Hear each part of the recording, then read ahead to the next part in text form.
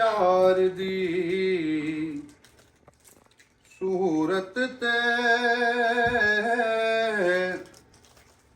जड़े जम गए यार दी सूरत ते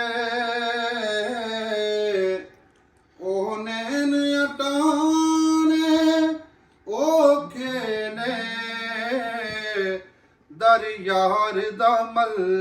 के बह गए जो दर यार दा मल के बह गए जो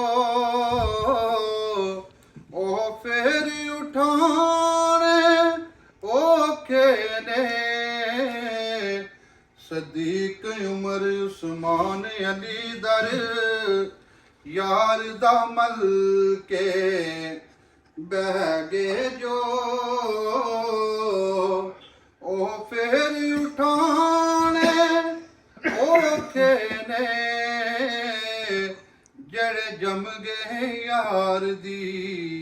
सूरत ते सुभान अल्लाह सुभान अल्लाह। गल मूंह नल कहनी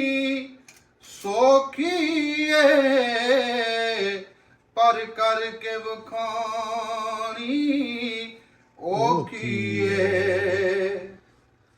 गल मूंह नल कहनी सौखी पर करके वखानी औखी ईमान दे दावे एक पासे ईमान दे दावे एक पासे पर बाल कुहाने औखे ने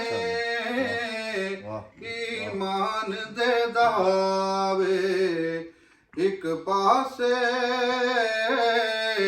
पर बाल कुहाने औखे ने जड़ जम गए यार दी सूरत ते ओ नैन अटाने औखे ने दर यार दा मल के बह गए जो जदू नाग इश्क दा दस जावे जदू दिल विच माई वस जावे ओदू नीर अखी दे ऐ यारो ओदू नीर अखी दे ऐ यारो दुनिया तुलकाने औखे ने जड़ जम गए यार दी सूरत ते जड़ जम गए यार दी सूरत ते ओ नैन अटाने औखे ने दर यार दा मल के बह गए जो दर यार दा मल के बह गए जो ओ फिर उठाने औखे ने जड़े जम गए यार दी सूरत ते माशाअल्लाह माशाअल्लाह بسم الله الرحمن الرحيم قل الله احد الله الصمد لم يلد ولم يولد ولم يكن له كفوا احد بسم الله الرحمن الرحيم قل الله احد الله الصمد لم يلد ولم يولد ولم يكن له كفوا احد ربنا تقبل منا انك انت السميع العليم وتب علينا يا الله انك انت التواب الرحيم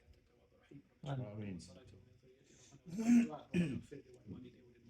يقوم الحساب اللهم تقبل صيامنا وقيامنا وركوعنا وسجودنا وتلاوتنا آناء الليل وآناء النهار واجعله حجة لنا يا رب العالمين. يا رحمن يا رحيم يا حي يا قيوم فرما آمين. آمين. कुछ पर गया कबूल मंजूर फरमा नात शरीफ पेश किया या उसको कबूल मंजूर फरमा या